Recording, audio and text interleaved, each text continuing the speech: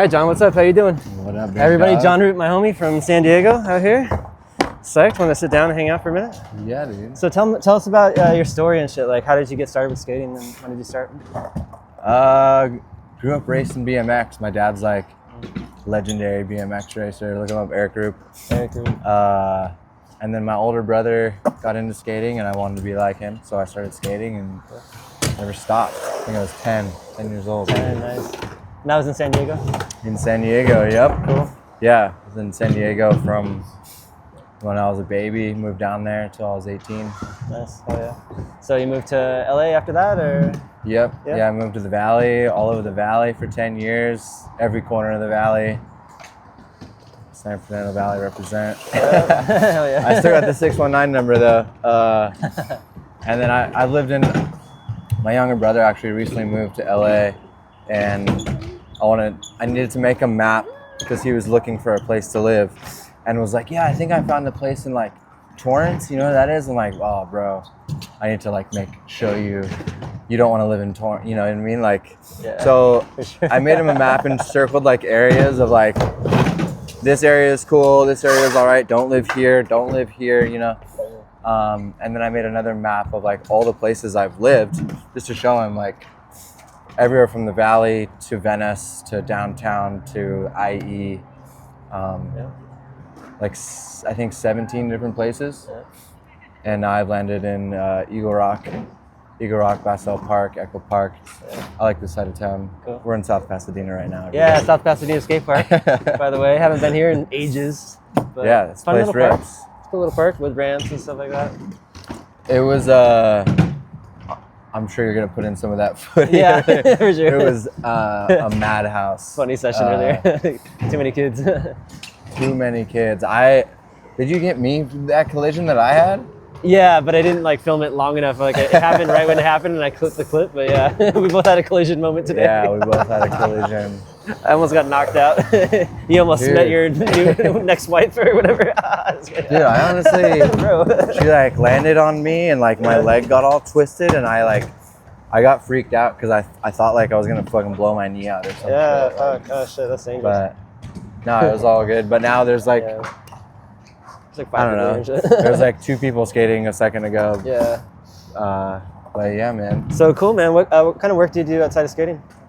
I worked freelance production work, photo, film. I kind of fell into the fashion world and, you know, got like a cool little network of people that I work with. Sick. And shot some music videos, shot some short films. I got a couple shoots coming up that I'm stoked on, a couple that just came out. How did you get into that work? Skateboarding, I guess. Okay. Cool. I mean, when I was probably, I don't know, 14, 15, I like borrowed my mom's Nikon 6006, little 35 millimeter. And we'd just go out and shoot photos with friends, you know, and then she had like a little, you know, a little handy cam.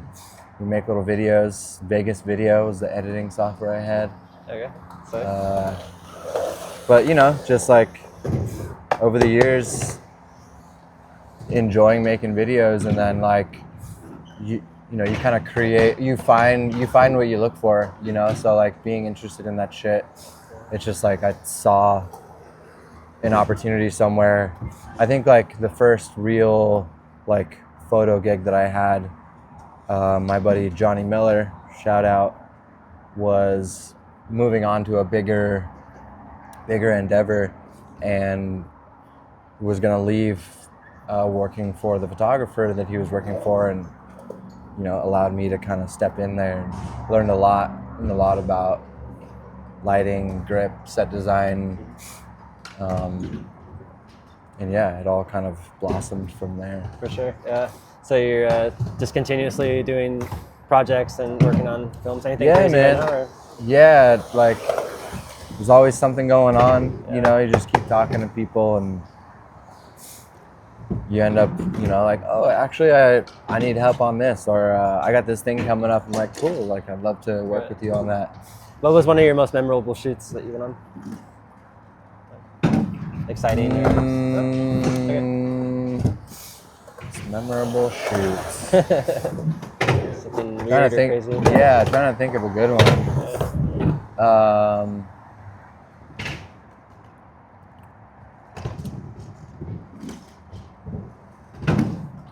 Dude, I don't. Or the one recently where you bombed the hill after the shoot was over, right? Yeah. That was cool.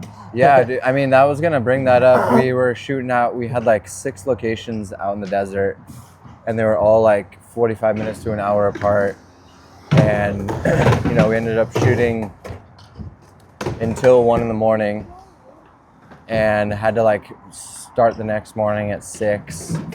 So it was like a quick turnaround. And you know, our last location was in Idlewild, and I was like gonna set up my camera, my phone, just like film myself like bomb down this hill. And we had a sick drone pilot, and he was like, yo, they strapped a little handy cam to his drone. He's like an FPV pilot, and followed me down this hill. It was sick. It was fun. It was scary. It was really scary. Was it a pretty steep hill? I mean, I couldn't tell from the video. It looked pretty. It pretty wasn't. I mean, I don't know. It's no GX hill, but like, it was really rugged. Like, if I would have gone down, my skin would have gotten torn up. For sure. It was cool. And like, you know, I was like working on like 4 hours of sleep. So I wasn't like I didn't have my skate legs on, you know. Right, for sure. That takes like an hour to get like. I know. Now I'm just like bombing a hill. Randomly. Yeah. It's like the you gotta bomb this hill, and like, and now this dude's like filming me, so I want to like make it look sick, make it look cool, and like push shit. downhill and try and snap some ollies. But it's like there was a moment there where I was like, man, if I go down right now, I'm not insured. Fuck, bro. You know? Yeah. But I don't know, man. So many different shoots. Like, there's been some really, really amazing locations. We did this really cool shoot up in Wyoming, the Scoochie job up in Grand Tetons. Just like everywhere you looked like a fucking fantasy movie. So it was wild. Fuck yeah. And then just some like really cool small projects where it's just like a few of us, and you know, not everything is planned out, and things kind of like evolve in the moment, and you know, ends up turning into something you didn't even expect. And it's like, damn, that was so sick. Like, didn't even like, couldn't have even imagined going into it, you know? Yeah, sure, totally. Yeah, sounds like a lot of fun. No, I love it, man. It's just I can't really sit still at a job, so it's cool to just kind of like, you know, in the freelance.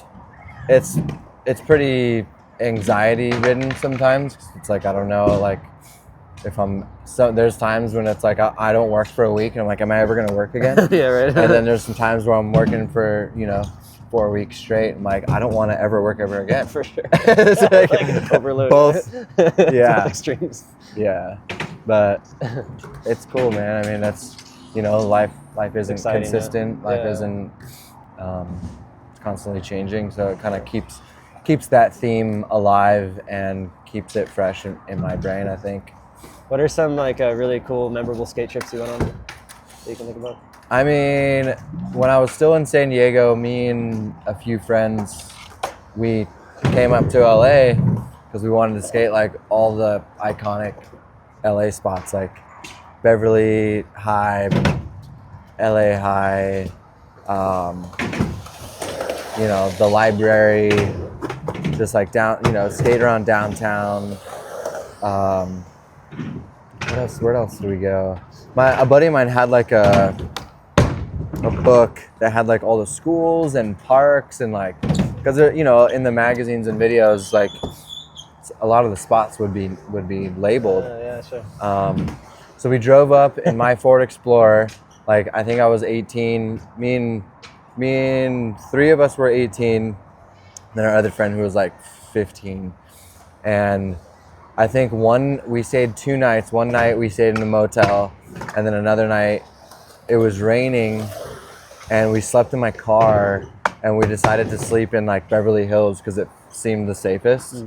It was just raining so hard in my 92 Ford Explorer. And it was sick. It was, you know, like we got some cool clips. And just like, I don't know, it was like an adventure, you know. It's like car camping in the city kind of. Yeah, urban camping, man. Yeah. And Oh, yeah. just like our own, we're just like, let's go. I don't know, it's cool. That's kind of how it is when you're young, you know. You're just like, let's just go on a mission, see what happens. Yeah. Right? It's kind of the fun of it. Yeah, and then, I don't know, being young, like when I was really getting into skating was in La Mesa, and I just remember like skating just like down like El Cajon Boulevard and just going like further and further the next day or something, and I don't know, not even like going that far, maybe like 5 miles away, but when you're 14, 15 years old, that feels so far away, and you're like in a new area you've never seen before. Yeah. You know? Yeah, out here it's like all the cities are kind of connected to each other, sort of, like especially the inner city ones. So it's like neighborhood to neighborhood to neighborhood. Yeah. And then it's so much to explore, you know? Yeah. And In without a San car, Diego, we had there's the trolley system down there, and we'd hop on the trolley to go into downtown, and that was always really exciting. Let's get the downtown spots. Right, for sure. It's always a little too much for me. Yeah. Downtown LA missions are always a lot of fun. Like when we go down there and like library you're talking about and DWP or whatever, like shooting photos and stuff. That was always such a crazy time. Like so exciting. Yeah. You know? We did some missions with like Zach and Randy or maybe others. Yeah. Did you ever meet Tim Perrin, who's from Vermont? Not sure. When I lived in Northridge, in Das Bauhaus. Oh yeah, remember that spot? Yeah, of course. Yeah, going out there a lot. Dude, he was like, Cool being place. from Vermont, he was always down to I drive remember downtown. Tim. Yeah, of course. Yeah. I shot some photos. We were at like a flat bar in a parking lot or something. Yeah, Yeah, sick. Of course. I was just thinking about him today. Actually, I was like, what about that dude? I forget what happened to that guy. That's Dude, so he runs like a dope like co-op grocery store out in Vermont. What? Yeah. Random. Sick. I love it. Well, because he worked at Follow Your Heart for the longest time, so he's got that like grocery store experience. Of course. That's awesome. But anyway, he was just always down to go downtown. We'd go down like every weekend. We'd park at DWP, bomb down First Street, skate through like Little Tokyo, and just kind of like do this kind of like big lap around downtown. And we end up at, I think it was called Rocket Pizza. It's not there anymore. It's like across the street from the old style bar. Anyway, just end the night with a slice of pizza and a beer. Back in the beer drinking days. Yeah, so are you sober now? You've been I sober just for a while? hit 27 months. Wow, man, congrats. Yeah, Fuck, yeah. I'm maybe like 2 days sober. One day at a time, Hey, brother. bro. Yeah. Okay. That's the problem with living in Bali. You just end up drinking all the time out there because everybody's just partying and shit, you know? I mean it's good and bad. That's what I did here. That's what I did here, you know? True. But I still go out and drink. There's NA beers everywhere. I was out last night shooting pool, drinking a couple That's NAs. cool. Yeah. You know, just something bubbly to sip on. You can still have a great time, you know? Like you don't have to be fucked up. Yeah, man, it's weird at first, but I don't know. It's like if I get over it, I just leave. Yeah, of course. know? Yeah, I mean, because like boring situations are more fun when you're drunk, but then a boring situation when you're sober is like boring. So it's like, I'm just gonna fucking get out of here. Like, like there's nothing holding me back. I'm not drunk. I can perfectly drive or whatever. Exactly. You know, so. Or just like conversations, you know, after after the time of like 2 or 3 drinks, it's like, oh, you're not actually like talking to me or listening to me anymore. It's just gibberish or whatever. You're just like, you know, I don't know. Yeah, no. No conversation becomes so anyone. simple when you're drunk, you know, like just, Yeah. I'm fucked up, woo, you know, that's about it, you know. Yeah, Like everything's different funny. variations of that. Yeah. We're fucked up, woo. It's like the same shit over and over again. Exactly. It's fun, and then the next morning you feel like shit, and then like over time your body gets fucked up, you know. So it's like it's just kind of slippery slope, you know. Yeah, they say Sadly. borrowing tomorrow's happiness. Right. Yeah, dude, your health is your wealth, bro. So. Yeah, but I mean, don't get me wrong. Like, I got rid of alcohol and just kind of like you can find toxicity in so many things. Sugary food. Dude, sugar, sugar, yeah. caffeine, nicotine, Yeah. like so many drugs, like easily available. Like even like relationships. Oh, toxic you know, I relationships. found myself in some. Yeah, but true. no, it's interesting. You know, it's been just like trying to face the reality of it and like trying to be honest about it. Yep. You know. Old habits die hard. It's hard to fucking. It's true though. It's like fuck. Something about like our memories, you know. Like, dude, this trauma's got hands. Yeah. You know. You know that meme of like the boxer? He's like, I'm gonna fucking get sober and like it's a. You can put any text in there. He's like, I'm gonna, for this example. Yeah. He's like, I'm gonna get sober and turn my life around. And then he's like sitting down. He's like, damn, these habits got hands. You know, like they knocked him out. Yeah. For sure. Yeah. That's sick. But dude, I mean, honestly, like social media, like, because it's just, I don't know. I think with any addiction, it's like the seeking of like connection and maybe like escaping your reality or whatever. And you can like look for that in so many things, but like I noticed that I was finding it or looking for it in social media and just fucking doom scrolling and just like getting that dopamine hit and like ignoring like something I needed to do. And so it's wild, man. It's like true.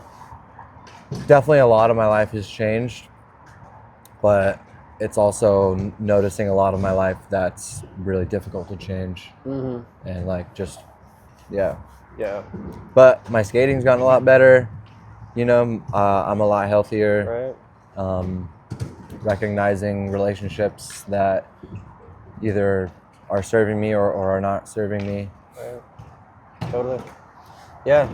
I mean, it's a good place to be in life, you know? Yeah. Like, I feel like you're at a place where you can recognize things, good or bad. I think that's the most important thing, because once you recognize it, you can do something about it, you know? Yeah. That's good. Well, yeah. Well, fuck, it's so good to hang out with you, John. Dude, always good to see you. Like, always. Skate, just chill. I'm glad we got to link up, dude. See you again soon. Yes, sir.